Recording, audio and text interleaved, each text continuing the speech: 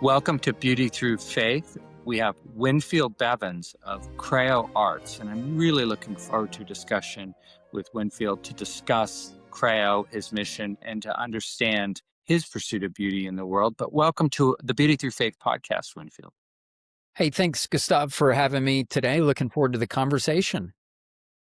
Likewise, and usually with guests, we have rich opportunities to explore the intersection of beauty and faith. And I want to jump right in with our first question for you, Winfield, and an opportunity for us to get to know you a bit more.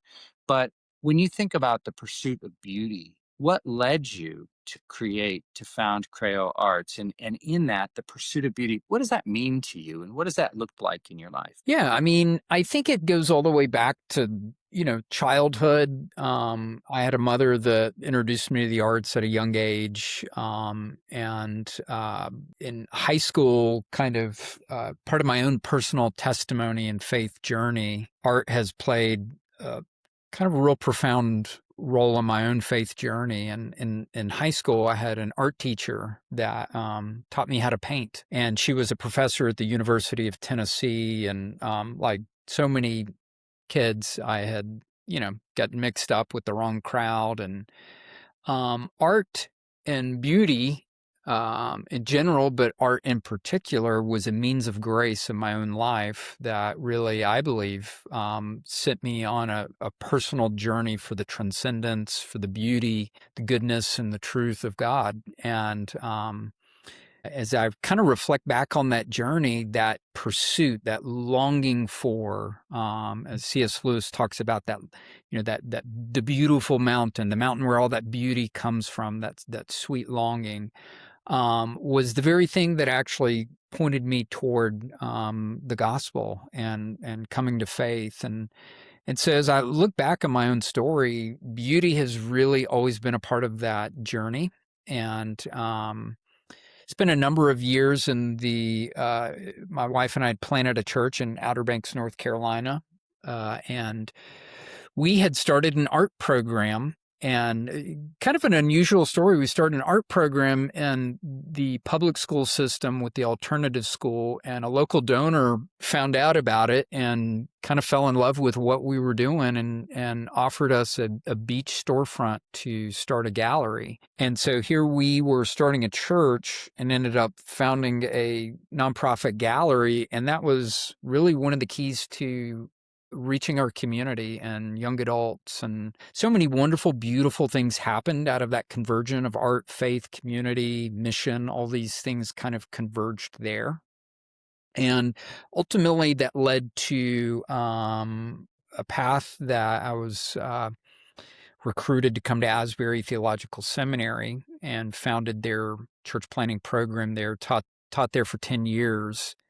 And a few years ago, the Lord just began to give me a vision for founding Creo Arts, and just this vision of, inspiring beauty, goodness, and truth for the arts, and, coming alongside championing artists, trying to build bridges at the intersection of Christianity and the arts, the church and the arts, and the world.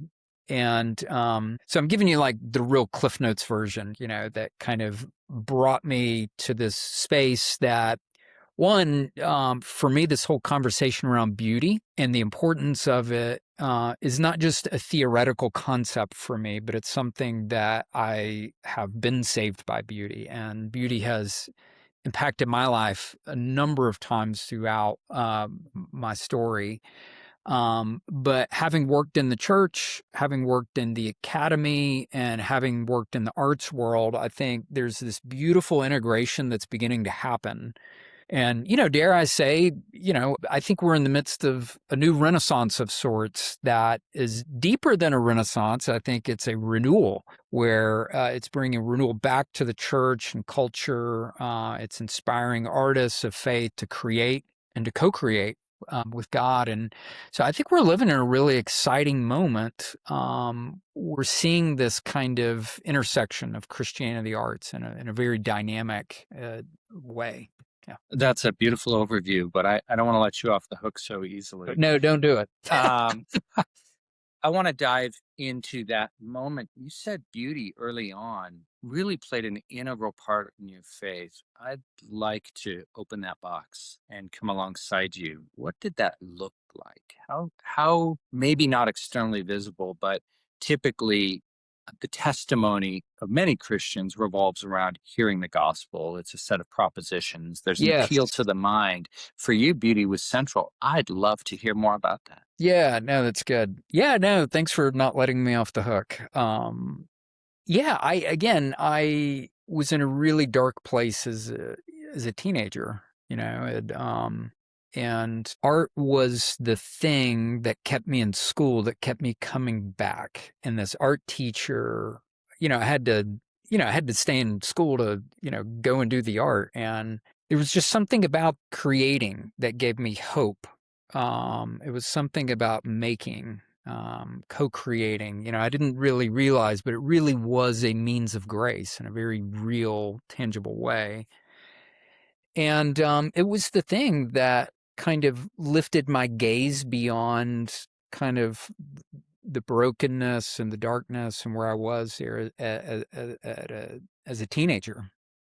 And thankfully, by the grace of God, was able to graduate high school. And at the age of 19 was sitting on a rock. And, throughout this whole process, I also grew up in East Tennessee, in the foothills of the Smoky Mountains. And, there's this interconnection between obviously the creator creation and the co-creation and art and beauty. And, the original artist is God. And, the original beauty is the splendor of God's creation.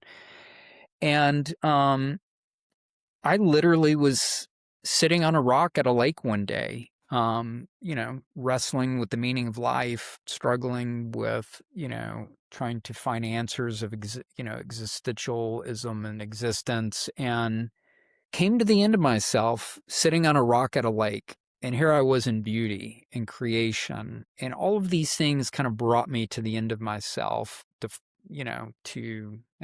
use, the biblical term, to be born again. And I was sitting on a rock at a lake, Fort Loudon Lake, in 1993, and surrendered my life to God and accepted Christ.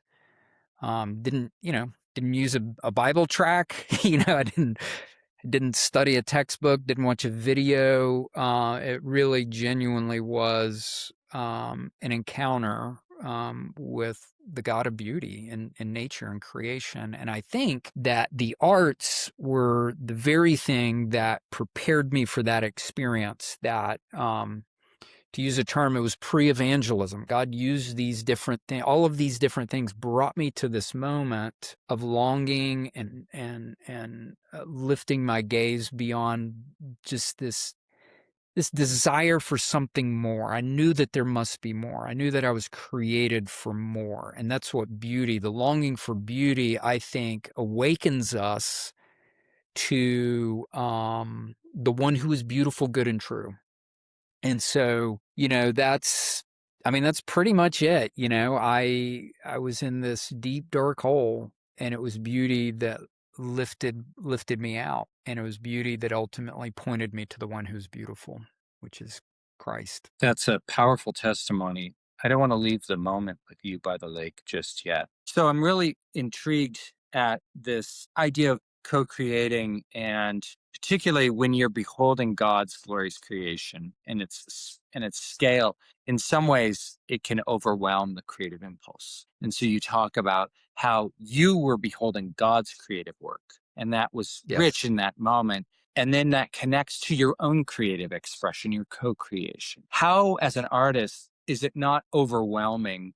And I ask because I've had this moment myself as a Mhm. creative person in Yeah. different Yeah. respects. How possibly could a human being utter into that immense cataract of beauty in which you rested and that so profoundly moved you? Where is the human co-creation in that?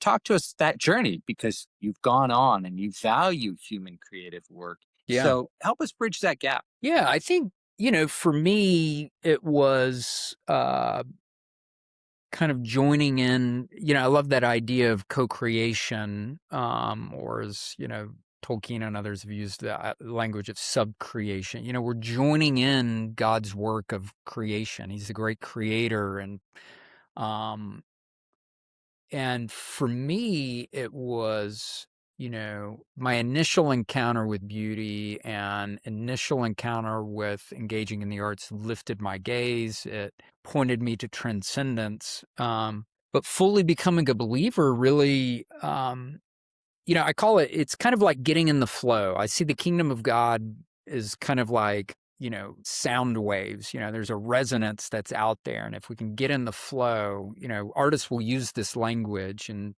business leaders will even talk about this in terms of, this idea of flow. And for me, it really unleashed, a lot of creative energy and inspiration. And, my outlet has been sacred art. And it's not competing with, but trying to capture visual language that speaks in a way that again points others to these transcendent moments of beauty and encounter with God, encouraging others to prayer, encouraging others to having a vibrant faith. A lot of that is that overflow for me of actually walking with Christ, and the Trinity, inspires my art. And so rather than being overwhelmed by it, I see myself kind of just joining in this larger symphony, this larger work that's happening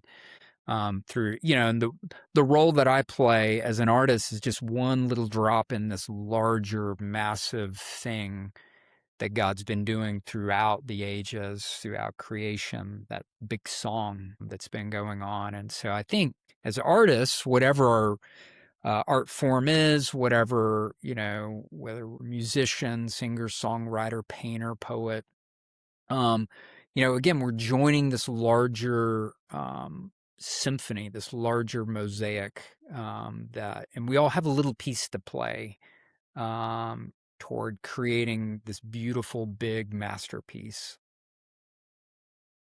I think that resonates well with the work that we have engaged at Kalos and more generally. And part of my question comes from to call it an objection is probably not the right categorization, but I'll use that word for the purpose of this observation, that the Christian might say, yes, beauty matters. I go out hiking and I see God's great, big, beautiful world. And there's no place in such a statement for the work of human creation. There's no place Yeah. for the artist, because the sufficiency of God's creation, in some sense, Yeah. obviates the need for any human work. Yep. And to me, what you said resonates with, we've had Junius Johnson, Dr. Junius Johnson, who's written some incredibly deep philosophical contemplation of the nature of beauty. Father of Lights is his book. And what I really took away from his meditation on the history of Christian thinking here is the fullness of God's disclosure of beauty will be infinite because God's beauty is infinite. And so the disclosure of that includes the canvas of the artist. As you Yes. have said, your work is part of his disclosure of beauty. It's not what he has created in the world is good, and it's kalos, it is beautiful, but it's not done.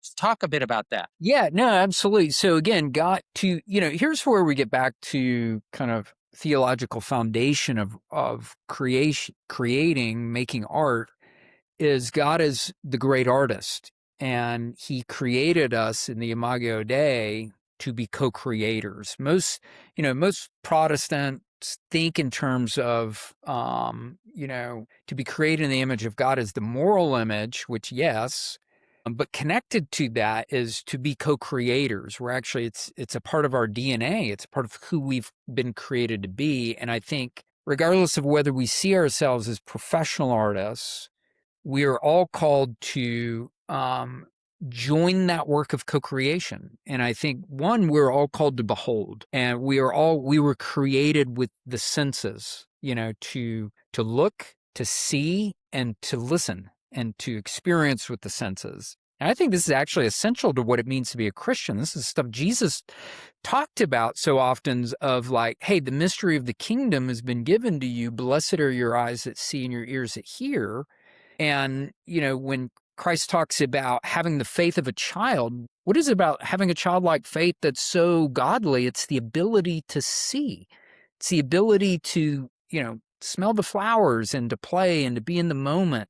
Thomas Merton talks about this, that, oftentimes that it's the things that we take most serious that's trivial to God, but it's play. It's these things, what if play, what if creating, what if making art is actually the stuff that God takes most serious? And I think it is. And I think in his creating us in his image to be co-created, I think God actually delights and takes joy when his creatures are co-creating for no other reason. And this is where I think oftentimes Christians and non-Christians, struggle with the arts is, we have such a pragmatic worldview that comes out of kind of post-Reformation, Enlightenment thinking that, what's the use of art? What is the use of beauty? There's nothing useful about it.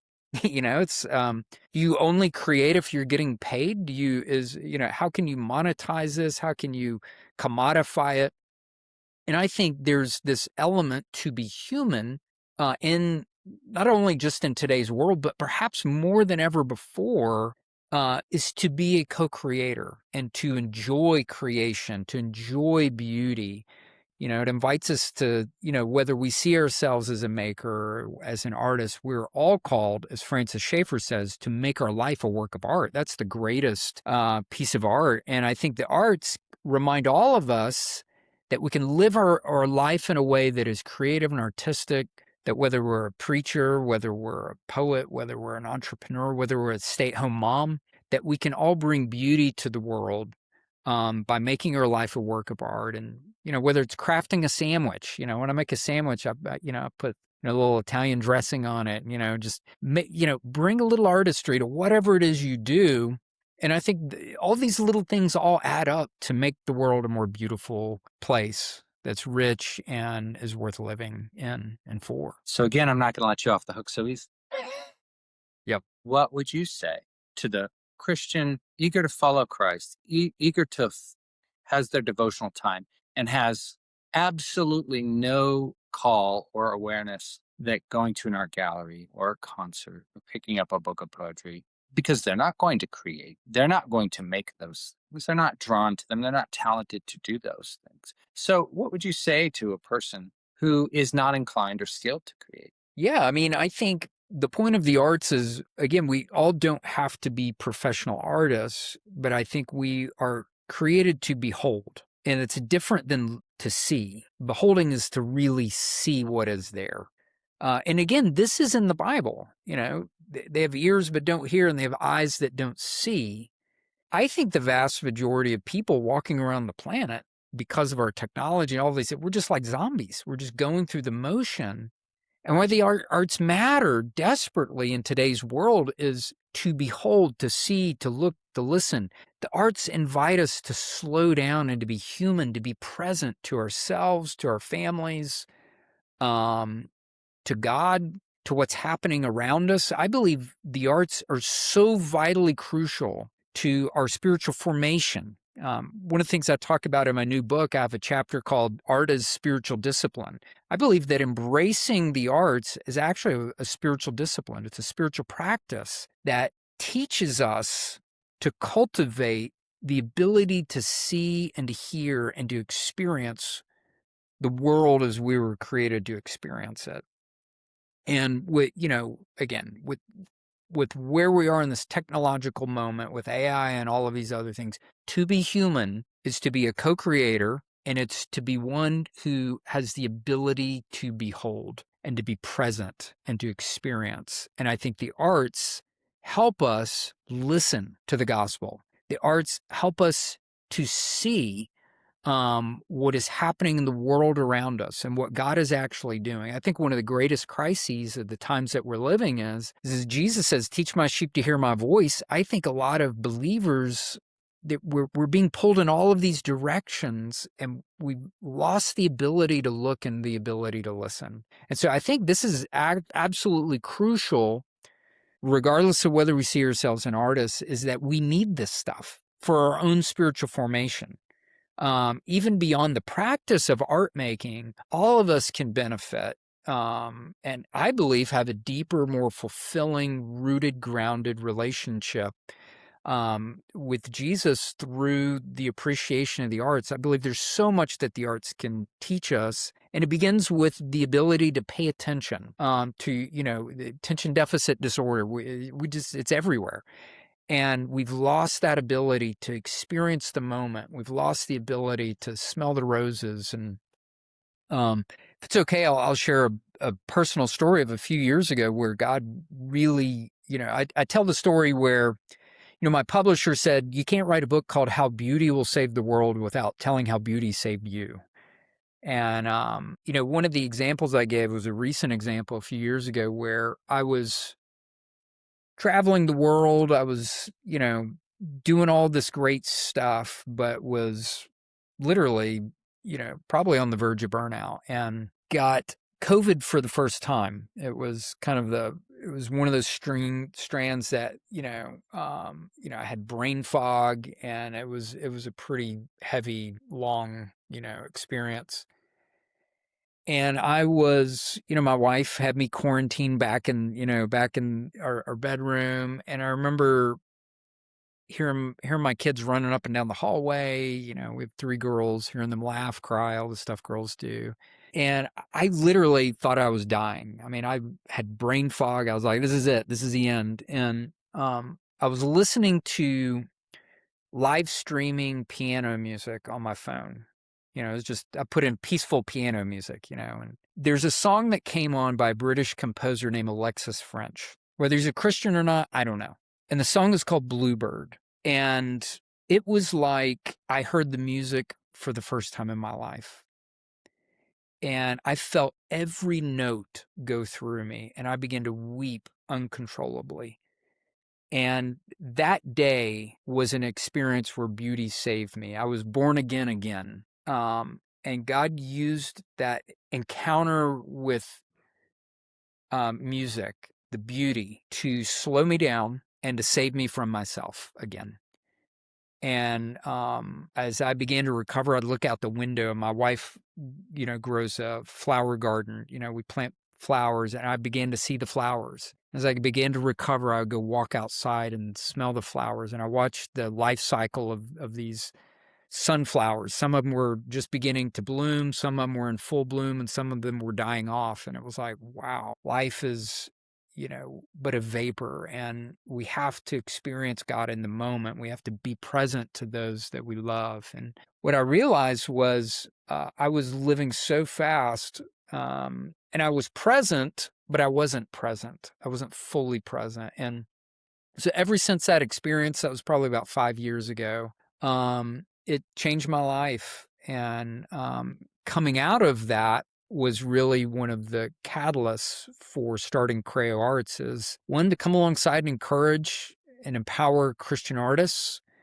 to encourage patronage and to help Christians and churches embrace the power of the arts, to engage the arts locally. I believe there's something that really, it's one great thing to experience the arts online or, but to experience a piece of art in front of you. I believe art is also meant to be experienced in community. And there's so much I could just keep going on. But again, back to kind of what I said earlier, for me personally, this isn't just theory. These are ways that the Lord has used the arts and beauty to as a means of grace in my own spiritual journey, my own formation, and my own salvation, to be quite honest. Powerful. Those moments that God doesn't always use the tools of the Protestant lexicon to arrest our attention. In fact, our embodied existence in this creation, he's constantly speaking through this. We know from the scriptures themselves that there is testimony that saturates our world if we behold it from the heavens, declaring glory of God, the skies declaring his work. You talk about your own awakening, and you beat me a little bit to where I wanted to go next to talk about your recently issued book, How Beauty Will Save the World. And you picked a title that draws, if I'm certain, having read your work, that Dostoevsky's quote, "Beauty will save the world from the idiot," and your decision to use that, you felt that that's true. You testify in your own words how that is true. Tell us a bit more about your book and what you want your book to do. And I encourage everybody listening to this podcast to go find this book. It's a very wonderful and a much more detailed view of what you think about the project of beauty in the world. So this podcast just touches on that. And I really want to encourage people to go get this book, read it. I am reading it. I haven't finished it, in full disclosure, to be honest, but I have begun it and have enjoyed very much how you lay out your journey. But talk to us about what impelled you to create this book, what you hope this book will do. What do you want people to take away having read your book? Yeah, it's good. Who's the book for? One is, I think it will certainly be a great book for artists, artists of faith. It'll encourage them. They'll feel affirmed. But it's a book that I wrote for artists to give to their pastors, their friends, their family members. It's a book for the church. It's a book for Christians in general to understand why beauty matters and how this isn't just theory, what we're talking about. The subtitle is Recovering the Power of the Arts for the Christian Life. This is something that I believe is, there's no backup plan for me. I think I really do believe this stuff. I'm all in. I really do believe that beauty matters, and beauty is a powerful way that can point us all to, again, the beauty of the gospel. It's not an either or. This isn't some watered down kind of. I believe that beauty and the arts matter for our own formation. I believe they can be a form of pre-evangelism that prepare people's hearts and minds. So it's kind of a manifesto of also a movement of what I believe God is doing in the earth today. I think, and it's amazing finding, it's like we're finding each other. God is raising all these amazing art organizations that feel this passion and this call to champion the intersection of Christianity and the arts. And it's a movement. It's more than a renaissance. I think we are in the midst of some sort of renaissance of Christianity and the arts, but I actually feel like it's more deeper than that. I believe it's a spiritual renewal where people are hearing a call, an actual call to create. Artists, but patrons. What I'm saying is patrons, foundations are actually feeling compelled to give financially to support this movement. And one of the exciting things, a decade ago, I would have never have said this, but I believe churches are beginning to have a vision for why the arts matter and beginning to um, explore how they can embrace the power of the arts. And so that's kind of the vision, the passion behind the book is, one, is it lays a foundation. There's some theological undercurrents and roots that I think will really anchor this movement. It's accessible. A lot of my writings are, having taught at seminaries, I write for an informed audience. I don't write academic textbooks. I write for what I call the, kind of that level of Christian thinkers that really want to engage and want to know how they can go deeper in their faith. And so really my hope and prayer for the book is that this will be a manifesto. It'll be a resource that Christians and churches can use to help them understand how and why they should embrace the power of the arts. And then moving beyond theory, the book really tells stories. There's some real praxis in the book, especially as it kind of, that's the trajectory of the book. It starts with my own personal story, the story of others, some of the foundations of this, about how Christianity has been one of the major patrons of the arts throughout our 2,000-year history, and how we can recover this in the day and time that we're living in, and then just telling stories of churches and artists all across the United States that are embracing the power of the arts. It's encouraging. I'm very excited about what's happening, and the book kind of tells that story. It's a compelling read, and I think you've caught something we at Kalos deeply believe. God is at work in our generation around this project. And I think the desiccated culture of modernism that rejected God, rejected transcendence, and gave us brutalist architecture, brutalist artworks, brutalist musical works, and all of that, the exhaustion of culture, that God would blow on those coals and create a different sort of fire in our time. And we share that passion. So, talk a bit about Creo Arts, your organization that you founded. Your book tells your story and provides the intellectual framework behind your work, but talk about your organization a bit. Yeah, Creo Arts again exists to inspire beauty, goodness, and truth through really kind of the bigger heart is forming communities where art and faith flourishes. And so, how we're going to do that is inspiring, connecting, and equipping what we call missionaries of beauty. I think we're all called to be missionaries of beauty, not just artists, but artists, patrons, and churches and organizations. It'll take to have a renaissance, you kind of need this whole ecosystem. And, we don't see ourselves just as a national movement. What we're really trying to do is to support artists, patrons, and churches in local communities to create arts initiatives, to support art projects. One of the ways that we do that through Inspiring is we produce short film content to just inspire others. We tell stories of artists through storytelling and filmmaking. We are producing our second film documentary this year on St. Francis and the power of the arts. Very excited about that. We connect again, missionaries of beauty. We see what we're doing is kind of forming an ecumenical arts network, if you will, with just connecting, people who are in these places, across the U.S. to try to catalyze that. And then thirdly is just equipping. We have equipping resources. We've got a training we've developed called Steeples and Studios for helping churches develop kind of real solid, robust church in the arts initiatives, how they can embrace the arts locally. We have a thing designed where we can help others kind of form localized arts guilds or creative arts communities.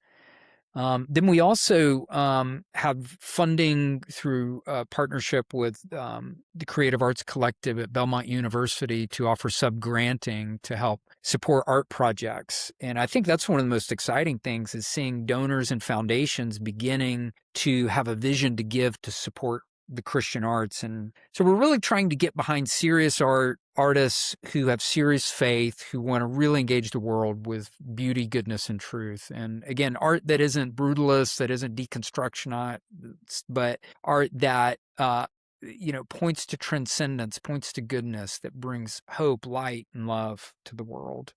So that's a quick snapshot. I mean, there's obviously a lot more I could say there. But it's pretty exciting. We're working in 20 plus states, with, Christian artists and churches from literally from all across the Christian traditions. And so we have an ecumenical vision, but ecumenical in what I would say a good way, centered in the essentials of the historic Christian faith, creedal orthodoxy, a commitment to beauty, a commitment to community, a commitment to, beauty will save the world. Like again, like I said, there's no plan B for me. I mean, we're all in, and I believe we are all called to be missionaries of beauty. And that's where it's wonderful to connect with you and many others who are kind of committed to the same call, the same vision of like, hey, here's, the way I say is we've tried everything to win the world. We've tried apologetics. We've tried politics. My thing is like, why not beauty? We've led with truth, which that's wonderful.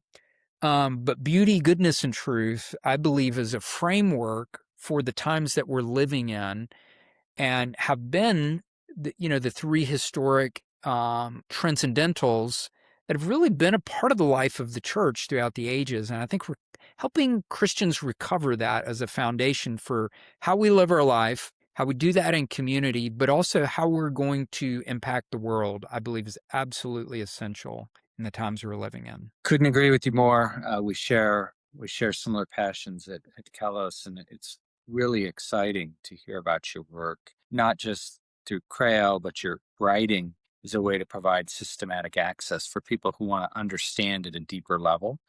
And so certainly encourage anyone intersecting this podcast to check out Winfield Bevins, How Beauty Will Save the World. It's an excellent entry point that touches on personal testimony, it touches on theological grounding, and it touches on some practical matters. And in terms of engaging the church, what can we look forward to? What's coming ahead for you? You're obviously promulgating awareness of your book, which came out, if I'm not mistaken, it's about 2 months. Market Yeah. is that Mhm. roughly, give or take? And we'd love to see that book sell like wild.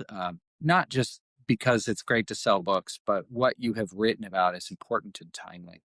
And we want to encourage people to engage that. What other projects are in the windshield for you as you're heading and you're all in on this mission? What's coming up? Yeah, I think one of the things this fall we're putting together a actual membership structure for Creo. I think that's one of the things we've kind of been working kind of in some organic ways, but weekly, daily, we have artists that are like, how do we become a part of this? We have churches that are reaching out saying, train us, help us do this. And so we've designed training that we're launching called Steeples and Studios. And so again, you can't, I don't believe, have a Christian renaissance without the church. And we need all hands on deck for this mission. And so, my hope and dream is to see thousands of Christian artists, creating works that are co created out of prayer and partnership with the Holy Spirit. Uh, Hundreds, thousands of churches that are capturing this vision, supporting the arts locally, but also nationally. Imagine a movement of churches that where tens of thousands of church buildings sit empty during the week. The walls are empty. They look like Walmart. Imagine, the utilization of these kingdom resources, of property, redemptive real estate being used for beauty and bringing beauty back into the church. And there's wonderful examples. You can see some videos of this on our website. There's a church we partnered with in Los Angeles that literally they have gallery space and their sanctuary. They support the arts, but they own a former doctor's office that shut down last year that we partnered with them to turn the doctor's office into a community arts center. And now it's become this incredibly beautiful ecosystem where doctor patient rooms are now artist studios. And they've done renovation in there, have opened up a large gallery, and they're supporting concerts, and they have a vision for theater. And so, again, there's just a multitude of ways that churches and Christians can just envision, again, just like there's a million different ways that you can depict a portrait. In the same way, there's, depending on each local community and congregation, there's so many ways that Christians and churches and patrons can engage locally in a way that's very unique and contextual, that brings beauty to the places and to the spaces where each one of us lives. So that's kind of my hope. My big vision is like, to be a catalyst, not the catalyst, but to play my part and to play our part, just like in the same way you all are doing what you can do. I think together we can, be a part of this larger movement that God's doing through Christianity and the arts. Amen to that. And I think it's a whole of church effort scale. What I think, and what sounds like you agree, that God would intend for his people. It's a whole of church effort. Um, I'm noting before we leave too that as a creative, if I'm not mistaken, it's your painting Three Strangers that's behind you on the wall. Uh, Yeah, yes, it that is is. your own work. And so anybody watching on video Yeah, would yeah. also encourage to engage Winfield's work as an artist. So this is not simply a theoretical exercise, but this is born out of a lifetime of training. Do you have anything on your personal art front that you're excited about? Anything that we can look forward to from you as a painter? Yeah, as a painter, I've recently really started taking printmaking serious. So I've been doing a lot of, working with a lot of students and, younger artists. What I love about printmaking is, lino cuts, wood cuts, is you can sell prints in a way that's affordable, whereas someone might not be able to purchase a painting. But they're still made and printed by the artist, and they're signed. And I'm also an art collector. This year we're producing this film on St. Francis and the arts. I think, St. Francis is the ecumenical saint. 2026 marks the 800th anniversary of St. Francis's death. And we were able to film in Assisi in February and actually had a press pass. We were able to actually visit the remains of St. Francis for the first time in history in 800 years. his remains were open to the general public, which was really an amazing experience. So we're putting together a fall show with the plan of the launch of the film with, collecting, art. I'll have some of my paintings and prints. I just finished a series of the Canticle of Creatures that will go along with that. And so that's one of the things I'm personally excited about right now. How can we encounter your art in person? Yeah, we have a local gallery in Wilmore, Kentucky. We're located just outside of Lexington. You can view kind of my most recent art stuff as I'm making. I use Instagram for kind of, uploading. That's probably the most up-to-date current stuff that's happening. Periodically, I'll upload things to my personal website, which hopefully when I slow down, I'll get to update the website a little bit, make it a little bit more interactive with the artwork. But yeah, so Instagram's probably the best way to interact with my painting and see what I'm doing with the art world. In the spirit of your mission, I encourage listeners and viewers to go to Winfield Bevins' site. It's winfieldbevins.com. We'll have a link to that. Is your artwork for sale? It is. It is. I do churches, patrons. I've got collectors across the U.S. that will commission pieces, and I generally like to paint larger paintings, and again, that's where I think the lino cut works are a bit more accessible. But yeah, I definitely love to sell my work. So if you see a piece that you're interested in, reach out and inquire, and just generally those that are maybe listening that have questions about the work that I do, feel free to reach out. I'm very interactive on social media and respond to inquiries of all sorts. Well, to do nothing to diminish the work of your writing in your book, your your visual artwork is your first journey into this world, as you've told us. And as a creative, I'm eager to see the church support your work. So please visit winfieldbevins.com. And if you're inclined to purchase, I'm a big believer that the visual arts, I also believe this about the musical arts, but the visual arts, you're far better experiencing it in its embodied form. A digital form is a very thin replica for the experience of standing before the canvas itself. And so just want to Yes. encourage people to maybe take a risk, be courageous, purchase work, bring it into your home, let the work have its full flowering in your presence instead of a digital experience. It's not sufficient. Just like a streamed recording is not sufficient. You haven't heard the music and you haven't seen the art until you've been in the space with it. I believe that deeply and want to encourage people to reach out and purchase your work and bring it into their space. Or maybe there's ways they can arrange to display or exhibit your work in salons or other settings. Yeah. So Thank you with so that, much. Yeah, I completely agree with that. Yeah. yeah, I had a feeling you wouldn't mind me putting a pitch in for your paintings as well. Well, Winfield, thank you so much for spending time. I want to acknowledge your time with us, applaud your work, again encourage the all listening to hear how beauty will save the world and to engage Creo Arts and the exciting work that God is doing through you. Thank you for being on Beauty Through Faith. It's really a privilege to spend time with you. Thank you so much. It's been wonderful to be with you today. God bless. God bless.